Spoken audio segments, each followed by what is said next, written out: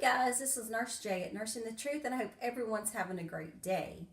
And yes, guys, I do have makeup on, and I'm dressed and ready to go in a few minutes to go out and eat with my husband. So, yes, Nurse Jay does dress up from time to time. So, I've been getting some comments about Thoth and who is he and exactly what does he do. Well, as you can see, my background is Thoth.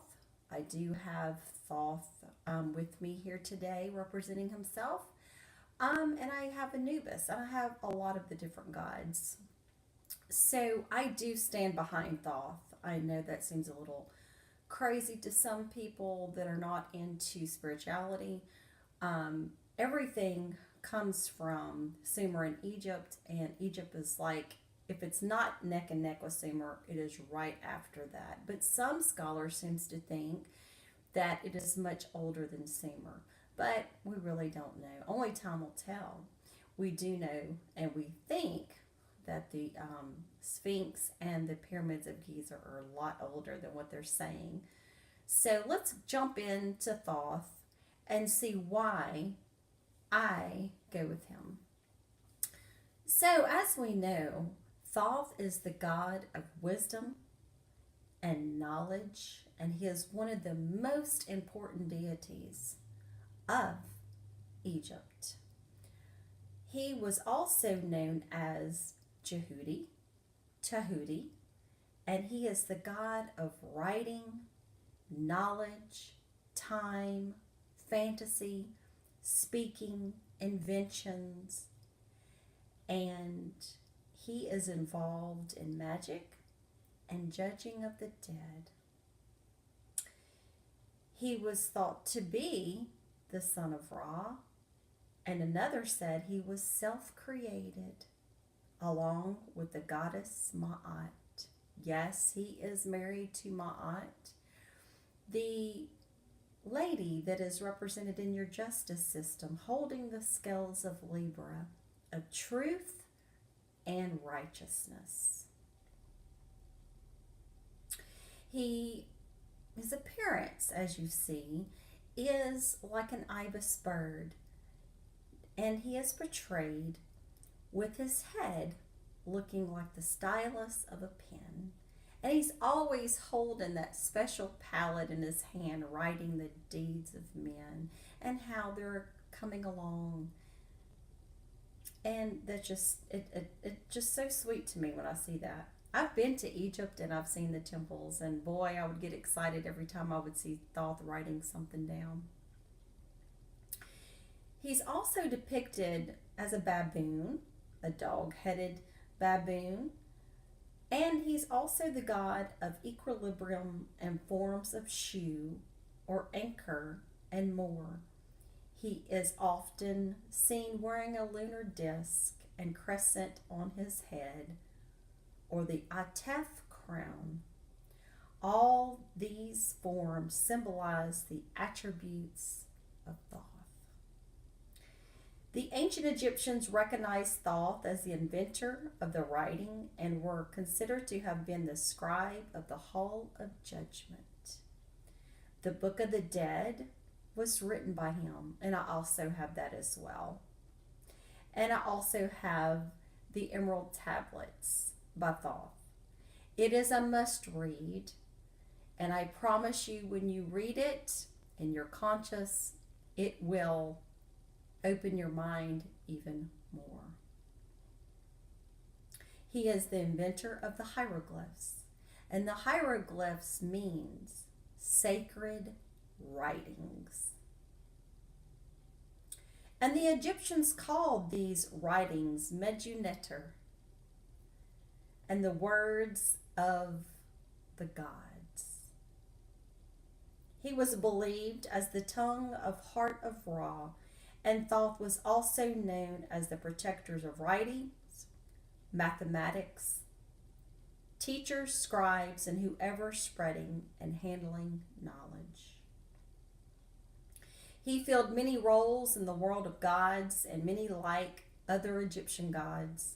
Thoth also has many titles such as the Lord of Ma'at, Lord of Divine Words, judge of the two combatant gods, twice great, thrice great, three times great, great, and more. Thoth involved all major scenes involving the gods, most especially at Hall of Judgment. He is also the great counselor for other gods. Thoth was worshipped widely throughout all of Egypt, and his cult center was built at Kamenu at Hermopolis. His festival was called Lord of Heavens, and it was celebrated on the new year.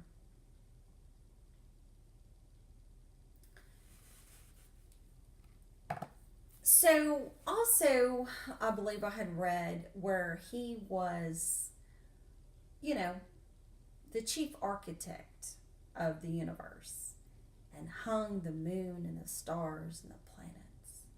So, if you can remember in the book of Job where it says, "Who are you to question, O man, how I hung the stars and constellations in the skies?" Well, I always think about Thoth. I do have other names for him too. My son laughs at me because I always call him Thothy. But anyway, I have to go with Thoth. I mean, out of all deities, Thoth is the main guy. He's always writing. He's always seeing how everyone is doing. How well are they coming with their knowledge? He was there. All pharaohs, all initiations, the mystery schools. All pharaohs were initiated in the mystery schools, and it took 40 years for initiations. He is holding the Ankh, which means everlasting life. And it represents, and some people say, where the Nile meets, because the Nile was the hold of life for the Egyptians, or should I say the Kemet people, because as we know, Egyptian or Egyptos was made from a mythological character in Greek mythology. So Thoth calls these people Kemet, the land of Kemet, the land of the black soil, which the Nile gave for harvesting food and agriculture. He is very, very important to the ancients. One thing that was so awesome in the temples that I saw was that God Thoth was writing Ptah, the creator, the supreme creator of the gods. He was standing by Ramses II, and Thoth was recording when he became pharaoh. And then Ramses II died, and it was so awesome to see that God Thoth was writing on his scribe that he made it to the other side. The Elysian Fields, paradise. And if you look on some of the temples, basically it's the sycamore tree that the Egyptians referenced in this tree of life. So everything comes from Egypt. I encourage you to read the Emerald Tablets. I encourage you to read the Egyptian Book of the Dead. I encourage you to get the Nag Hammadi scriptures, because these Gnostics, Essenes, I'm not going to call them Christians because there was no such thing as Christians until later on. These were the Essenes and the Therapeutai, the people that learned some stuff, even magic, from Egypt, Alexandria, Egypt. And they took along with them the writings of Hermes Trismegistus. And there is one, there's Gospel of the Egyptians, and there is one called Poemandres. And you can get this online and you can read it for yourself. And what is so intriguing about this Poemandres, it's Hermes Trismegistus talking to Amhotep, which is actually your Asclepius, the god of healing, you see.